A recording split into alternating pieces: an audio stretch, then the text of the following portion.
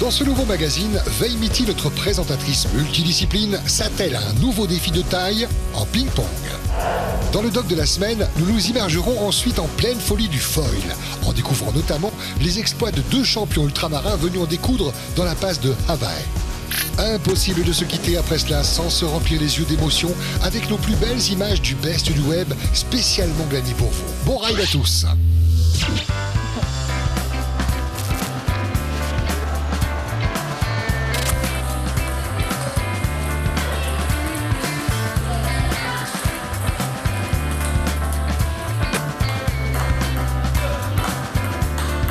Salut Alizé. Salut Veimiti. Ça va? Très bien, merci. Alors est-ce que tu peux te présenter et nous dire où est-ce qu'on est aujourd'hui? Alors je suis Alizé, je suis le cadre technique de la Fédération tahitienne de tennis de table.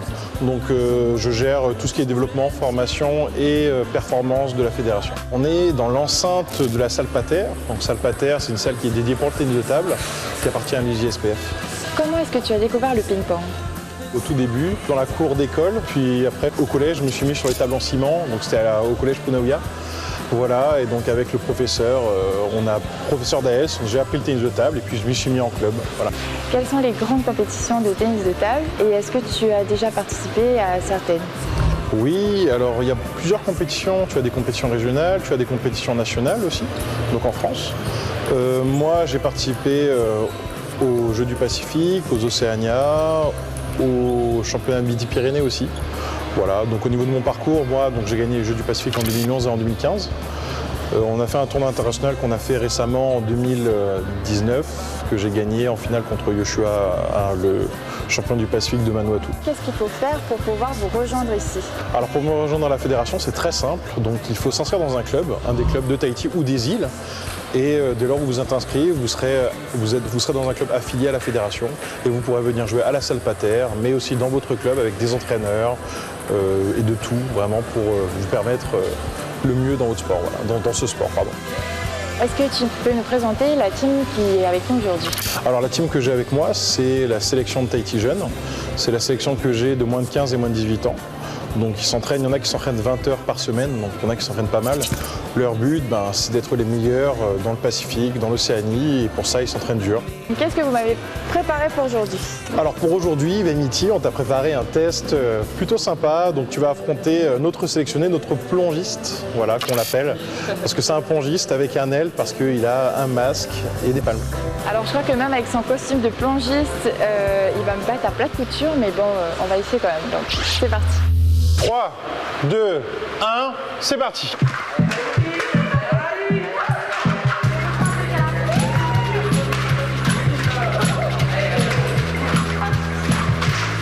Attention.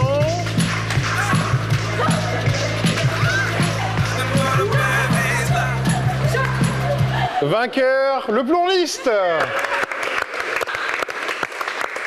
Deuxième jeu, très simple. Le but, c'est de toucher le filet ici.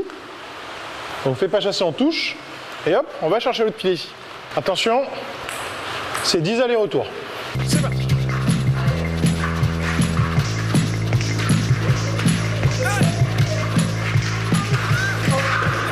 Oh, vainqueur, Veimiti Ari, bravo.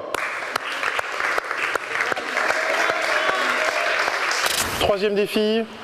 Veimiti doit faire avec son coach 20 échanges et Manari, notre plongiste avec Kiala, doit faire 50 échanges. C'est parti!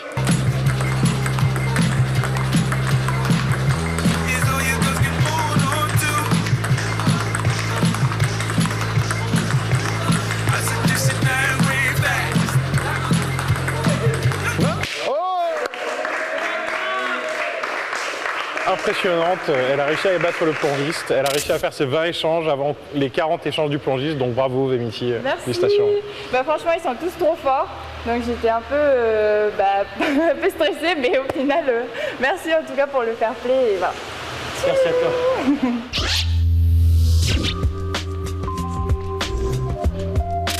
Attention à vous car la folie débarque dans notre doc de la semaine.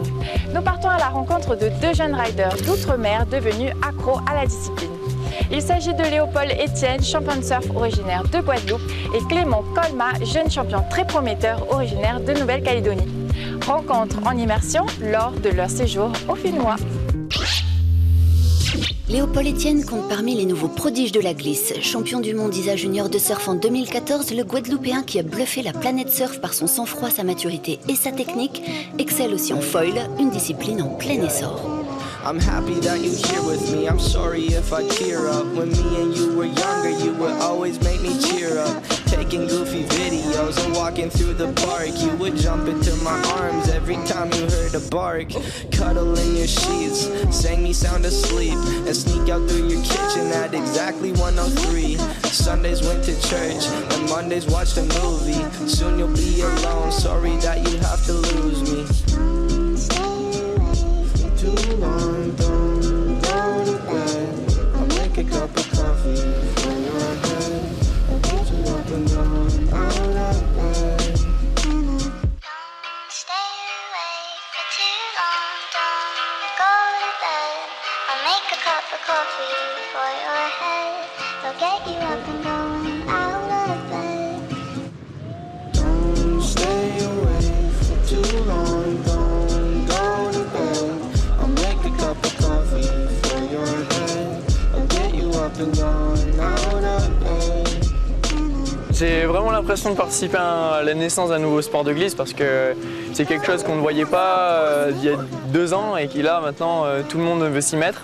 Donc que ce soit en wing, que ce soit dans les vagues ou en downwind, c'est tout autant de disciplines différentes qui sont du foil. Ça fait 1 an que ça bouge énormément et il y a énormément de marques qui travaillent à améliorer le produit et donc c'est bien parce que ça challenge tout le monde. Il y a des améliorations, des innovations. On pense vraiment qu'on est qu'au début, mais effectivement ça devient de plus en plus accessible en ce cas. Autre talent bluffant révélé par ses nouvelles sensations de glisse, le Calédonien Clément Colmas, fils d'un champion de windsurf, initié dès son plus jeune âge au stand-up paddle, puis devenu accro au foil, au point de briller l'an passé lors de la célèbre Molokai to Oahu, au milieu des grands noms de la discipline.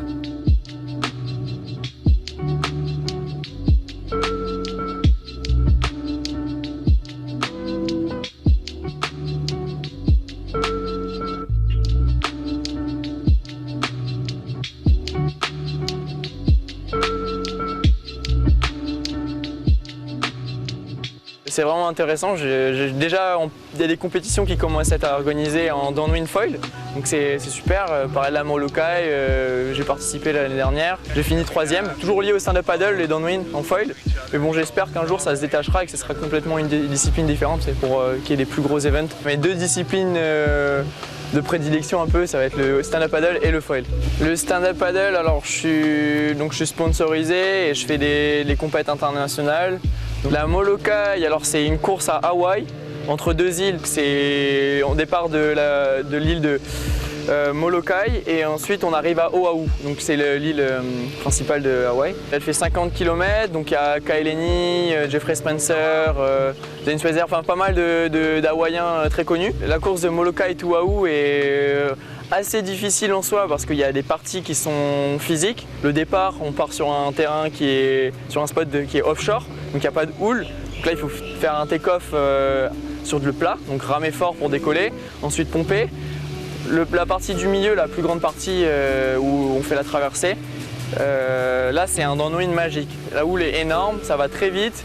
Et limite, l'année dernière, j'ai essayé de ne pas prendre les plus grosses et de me ralentir, de me freiner parce que ça allait trop vite. Donc ça, c'est une partie qui est vachement reposante physiquement, mais mentalement fatigante parce qu'il y a beaucoup de concentration. Et à l'arrivée, il y a une dernière partie qui est face au vent. Donc on arrive dans une baie et il faut arriver à la plage. Et la plage, du coup, le vent souffle offshore dans cette baie. Donc il faut ramer face au vent et pomper face au vent pour finir la course. Donc c'est vachement physique pour ça. Je finis 3e. J'ai essayé de prendre un foil un peu plus polyvalent et je pense que ça a payé. Après, j'ai fait pas mal d'erreurs comme c'était ma première traversée. Il y a beaucoup de choses à savoir sur la trajectoire à prendre, sur l'arrivée à la plage et tout. Donc je pense que je pourrais faire mieux si je la refais, mais c'est vrai qu'il y a un bon niveau déjà et que je suis déjà content de mon résultat.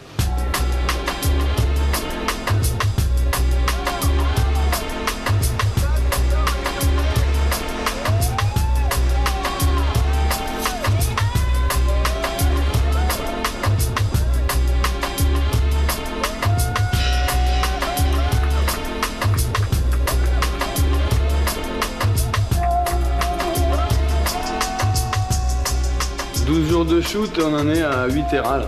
Donc ouais, ça prend la place, il y a des disques partout, ça copie, c'est un deuxième job quoi, copier les images. On va partir shooter cet après-midi et on va essayer de faire des images un peu créatives là, on va rajouter un peu de fumigène, faire des images au e-foil où les mecs passent dans la fumée. Il nous faut aussi des choses un peu différentes, un peu créatives, donc c'est pour ça qu'on va essayer d'avoir un axe en des choses qu'on a moins vues quoi. Il faut avoir des images qui sortent un peu du lot.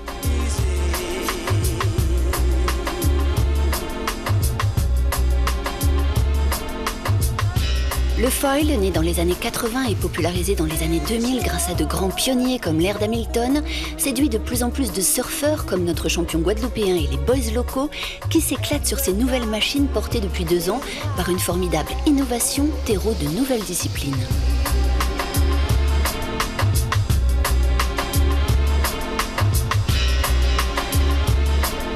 Là l'idée du coup c'est de les faire passer dans des nuages de fumée. Et en fait, comme ils sont un peu backlight, ça fait des espèces de rayons de soleil qui sont assez intéressants. Et ça fait des photos un petit peu plus artistiques. En fait, c'est Firecracker pour les balles et tout ça, les trucs que tu as dans les magasins de jouets, quoi. Hein. Enfin, de jouets. Pas vraiment de jouets, mais de balles. C'est pour le carnaval de Dunkerque. Ok, les gars.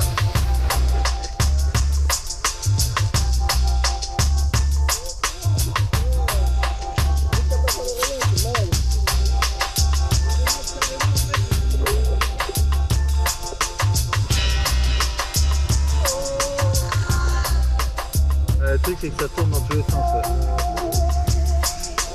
On voit rien.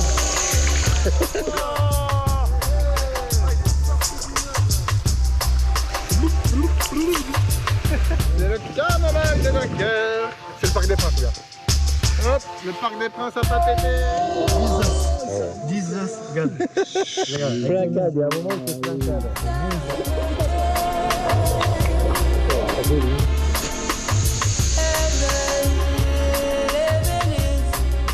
Dans le prochain épisode, nous reviendrons sur l'engagement des boys locaux qui ont rivalisé de détermination et d'adresse à Teahupo'o pour imprimer la pellicule ou plutôt graver leur nom en lettres d'or dans les archives numériques de ces nouvelles disciplines. À commencer par un Mataï Drolet aussi humble qu'élégant et inspiré, auteur d'un incroyable buzz mondial.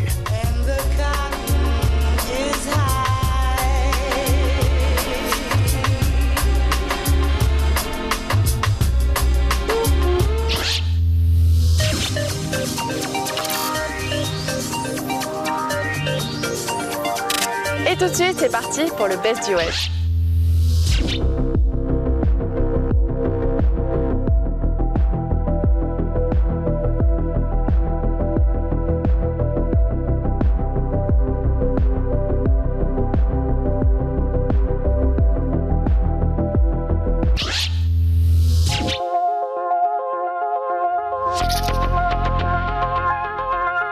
Merci à tous de nous avoir suivis aujourd'hui. Si vous souhaitez revoir cet épisode en replay, rendez-vous sur la plateforme de Polynésie La Première ou bien rejoignez-nous sur nos réseaux sociaux. En attendant notre prochain rendez-vous, bon ride à tous et bon week-end. Nana!